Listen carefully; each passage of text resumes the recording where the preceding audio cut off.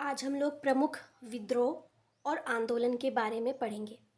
अगर आप लोगों को मेरा वीडियो पसंद आता है तो प्लीज़ मेरे चैनल को सब्सक्राइब और मेरी वीडियो को लाइक करें। तो सबसे पहला विद्रोह जो आज हम लोग पढ़ने जा रहे हैं वो है ढाल विद्रोह। ढाल विद्रोह जो कि 1767 ईस्वी से स्टार्ट हुआ और 1777 ईस्वी तक चला। इस विद्रोह के जो नेतृत्व करता है वो थे जगन्नाथ ढाल। यह जो विद्रोह है ये झारखंड प्रदेश में होने वाला अंग्रेजों के विरुद्ध सबसे प्रथम विद्रोह है। यानी झारखंड प्रदेश में अंग्रेजों के विरुद्ध सबसे प्रथम विद्रोह जो है वो ढाल विद्रोह है। ढाल का जो अर्थ होता है उसका अर्थ होता है ढाल राजा के नेतृत्व में संपूर्ण ढाल राज्य की जनता का विद्रोह। जो ढाल विद्रोह है इसका अर्थ ही है कि ढाल राजा जो जगन्नाथ ढाल थे इनके नेतृत्व में पूरे राज्य की जनता के द्वारा यह विद्रोह किया गया था। ढाल विद्रोह होने के क्या कारण थे? तो ढाल विद्रोह होने के जो प्रमुख कारण थे वो थे अंग्रेजों के द्वारा सिंहभूम की दीवानी प्राप्त कर सिंहभूम को अपने अधिकार में ले लेना। अंग्रेजों ने क्या किया कि सिंहभूम की दीवानी को प्राप्त कर ली और सिंहभूम को अपने अधिकार में कर लिया और सिंहभूम पर अंग्रेजों का अधिकार हो गया। और उन्होंने ढाल भूम के जो राजा थे जगन्नाथ ढाल उनको अपदस्थ कर दिया और उनकी जगह पर नीमू ढाल को ढाल भूम का नया राजा बना दिया। ये भी एक प्रमुख कारण था ढाल विद्रोह का। जब यह विद्रोह चल रहा था तब अंग्रेजों ने कंपनी ने लेफ्टिनेंट रुक को और चार्ल्स मैगन को इस विद्रोह के दमन के रूप में यानी दमनकारी के रूप में भेजा था, परंतु ये दोनों अंग्रेज जो थे इस विद्रोह को दमन नहीं कर पाए और वे असफल हो गए। इसके बाद यह विद्रोह चलता रहा, लेकिन अंततः 1777 ईस्वी में जगन्नाथ ढाल को अंग्रेजों ने या कंपनी ने राजा के रूप में स्वीकार कर लिया और फिर यह विद्रोह जो है वो समाप्त हो गया। जब यह विद्रोह समाप्त हुआ तब जगन्नाथ ढाल के द्वारा अंग्रेजों को अधिकतम 4000 रुपये कर देना स्वीकार किया गया था। जगन्नाथ ढाल ने 4000 रुपये जो है ये अंग्रेजों को कर के रूप में देना स्वीकारा था और ये राशि 1780 ईस्वी में बढ़ गई और 4000 से 4267 रुपये हो गई। यानी कि इस विद्रोह के दमन के बाद ढाल भूम के राजा जगन्नाथ ढाल बन गए और उन्होंने अंग्रेजों को 4000 रुपया टैक्स देना स्वीकार किया और यह राशि 1780 में बढ़कर 4267 रुपये हो गई। इसके बाद जो दूसरा विद्रोह हुआ 1769 ईस्वी से 1805 ईस्वी तक वो था चुआर विद्रोह। इस विद्रोह के जो नेतृत्व करता थे या जो नेता थे वो दुर्जन सिंह थे और ये मानभूम और बाणभूम के प्रमुख नेता थे। इनके अलावा कुछ और भी इनके साथी विद्रोही थे या नेता थे, वो थे श्याम गंजम, रघुनाथ महतो, सुबल सिंह, जगन्नाथ पातर, मंगल सिंह, लाल सिंह और मोहन सिंह। ये भी चुआर विद्रोह में इनके सहायक थे। चुआर विद्रोह जो हुआ इस विद्रोह का जो प्रमुख क्षेत्र था वो सिंहभूम, मानभूम, बाणभूम और पंचेत राज्य था। यानी इन क्षेत्रों में चुआर विद्रोह हो रहा था। इस विद्रोह के होने का जो प्रमुख कारण था वो क्या था? तो अंग्रेजों के द्वारा चुआरों की जमीन पर अवैध कब्जा कर लिया गया। जो चुआर थे, चुआर कौन थे? तो जंगल महल के भूमिजों को चुआर कहते थे लोग। जंगल महल जो जगह थी, जंगल महल, यहाँ के जो भूमिज थे, भूमि जनजाति के जो लोग थे, ये नीची जनजाति के लोग होते हैं, नीची जाति के लोग होते हैं। इन्हें उस समय चुआर कहा जाता था, तो इन्हीं के नाम पर चुआर विद्रोह पड़ गया नाम। और अंग्रेजों ने इन चुआरों की जमीन पर अपना अवैध कब्जा कर लिया और जमींदारों ने इनकी जमीन पर जो लगान थी उनमें अप्रत्याशित वृद्धि कर दी। साथ ही जो लगान नहीं दे पाते थे उनकी जमीन की नीलामी कर दी जाती थी। और क्या किया गया कि बाहरी लोगों को इन चुआरों के इलाकों में बसाने लगे। उनकी ज़मीन को नीलाम कर दिया गया और बाहरी लोगों को यहाँ पर बसाने लगे अंग्रेज। साथ ही स्थानीय चुआरों की जगह पर बाहरी पुलिस की नियुक्ति, यानी पुलिस की जब नियुक्ति होती थी तो चुआरों को, स्थानीय लोगों को प्राथमिकता नहीं दी जाती थी और बाहरी लोगों को पुलिस के रूप में नियुक्त किया जाता था। तो ये प्रमुख कारण थे चुआर विद्रोह होने के। इस विद्रोह में जो भूमि जनजाति के लोग हैं, इन्होंने बढ़ चढ़ कर हिस्सा लिया था। ये जब विद्रोह हो रहा था तब बहुत ही प्रमुख नारा लगाया गया था। क्या नारा था? अपना गांव, अपना राज, दूर भगाओ विदेशी राज। ये इस विद्रोह का प्रमुख नारा था। यह विद्रोह जब चल रहा था तब अंग्रेजों ने इस विद्रोह के दमन के लिए लेफ्टिनेंट गुडियार, कैप्टन फोर्ब्स और मेजर क्राफ्ट को भेजा ताकि वो इस विद्रोह का दमन कर सके। और 30 वर्ष तक यह विद्रोह चला। पूरे 30 सालों तक यह विद्रोह जो है ये चला।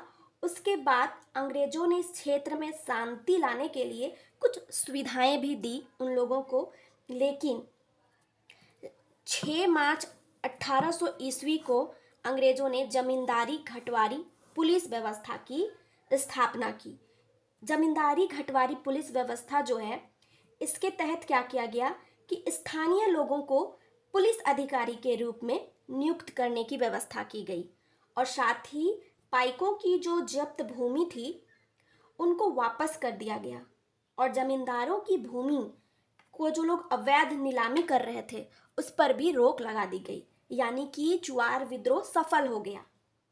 उसके बाद 1805 ईस्वी में जंगल महल जिला का निर्माण किया गया और अंततः इस क्षेत्र में शांति व्यवस्था जो है वो बहाल हो गई। इसके बाद जो तीसरा और प्रमुख विद्रोह है वो है चेरो विद्रोह। यह विद्रोह जो है 1770 ईस्वी से 1819 ईस्वी तक चला और यह विद्रोह 2 चरणों में चला। प्रथम चरण 1770 से 1771 ईस्वी तक चला और जो दूसरा चरण था वो 1800 से 1819 ईस्वी तक चला। जो प्रथम चरण का विद्रोह था 1770 ईस्वी में स्टार्ट हुआ। इस समय जो नेतृत्व करता थे चेरो विद्रोह के वो थे चित्रजीत रॉय। इन्होंने अपने दीवान जयनाथ सिंह के साथ, इनके दीवान थे जयनाथ सिंह के साथ मिल करके चेरो विद्रोह जो है इसे स्टार्ट किया। और इस विद्रोह के होने का जो प्रमुख कारण था वो था उत्तराधिकारी की लड़ाई, यानी जो अंग्रेज थे इन्होंने पलामू की राजगद्दी का जो दावेदार था गोपाल राय, इनको समर्थन प्रदान कर दिया और इसी के विरोध में चित्रजीत रॉय ने चेरो विद्रोह का आगाज किया।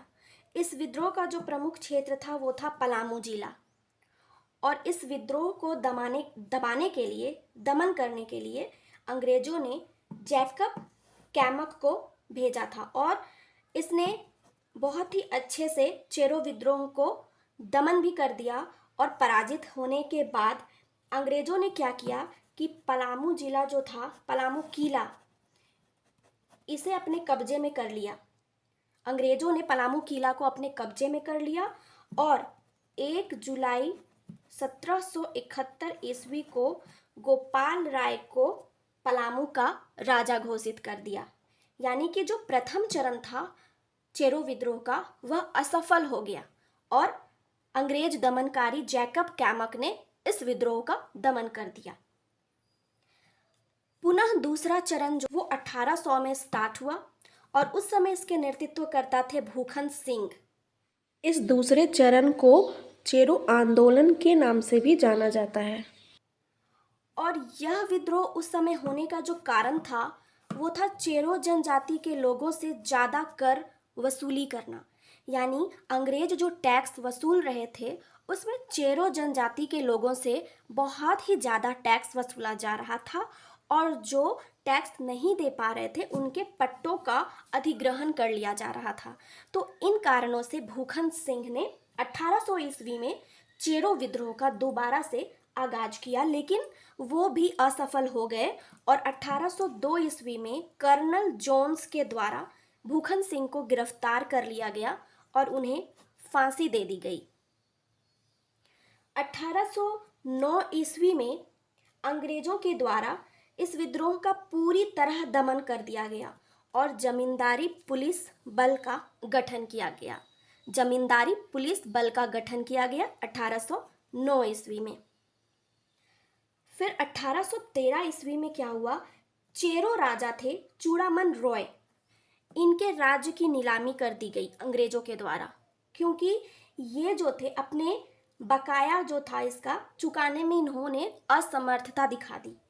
राजा चूड़ामन जो थे ये अपने कर टैक्स का बकाया वसूल करने में असमर्थ हो गए, इसलिए अंग्रेजों ने इनके राज्य की नीलामी कर दी।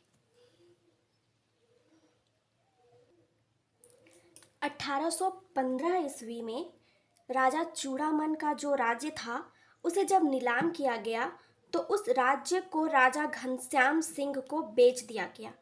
उस राज्य को देव के राजा थे घनश्याम सिंह, इनको बेच दिया गया और इस तरह चेरो राजवंश जो था वो समाप्त हो गया। लेकिन क्या हुआ कि जो इन सब घटना हुई इससे चेरो जनजाति के लोग और जागीरदार और पूर्व के जो राजा थे और उनके जो समर्थक थे ये बहुत ही क्रोधित हुए और इन्होंने सामूहिक रूप से अंग्रेजों के विरुद्ध विद्रोह करने का निर्णय लिया और 1817 ईस्वी में एक बार फिर से पुनः व्यापक विद्रोह का प्रारंभ हुआ। किनके द्वारा? तो चेरो जनजाति पूर्व के राजा और उनके समर्थक के द्वारा 1817 ईस्वी में दोबारा से यह विद्रोह प्रारंभ हुआ और उस समय इसके नेतृत्वकर्ता जो थे चैनपुर के ठाकुर राम बख्श सिंह और रंका के शिव प्रसाद सिंह, ये 1817 के चेरो विद्रोह के नेतृत्व करता थे। एक तरह से कह सकते हैं कि चेरो विद्रोह 2 चरण में नहीं बल्कि 3 चरण में हुआ, लेकिन चेरो विद्रोह जो है वो सफल नहीं हुआ यहाँ पर भी। और इस समय भी अंग्रेजों ने 1817 के चेरो विद्रोह को दबाने के लिए रफसेज को नियुक्त किया और वो दमनकारी आए, लेकिन फिर भी इस विद्रोह को दबा नहीं पाए और 1819 ईस्वी में अंग्रेजों ने पलामू को नीलाम करने के नाम पर अपने अधिकार में ले लिया। अंग्रेजों ने सोचा कि इस राज्य पर चेरो जनजाति राज करे, उससे अच्छा है कि हम पलामू राज्य को ही नीलाम कर देंगे और उन्होंने पलामू को नीलाम करने के लिए अपने अधिकार में ले लिया। पलामू की नीलामी हो गई। उसके बाद अंग्रेजों ने इसके शासन की जिम्मेदारी जो भरदेव के राजा थे घनश्याम सिंह, भरदेव के राजा थे घनश्याम सिंह, इनको पूरे पलामू की जिम्मेदारी दे दी गई। पूरे पलामू को नीलाम करने के बाद इसकी पूरी जिम्मेदारी भरदेव के राजा घनश्याम को सौंप दी गई, जिसके बाद 1819 ईस्वी में चेरो जनजाति ने फिर से घनश्याम सिंह और अंग्रेज के विरुद्ध जो है वो विद्रोह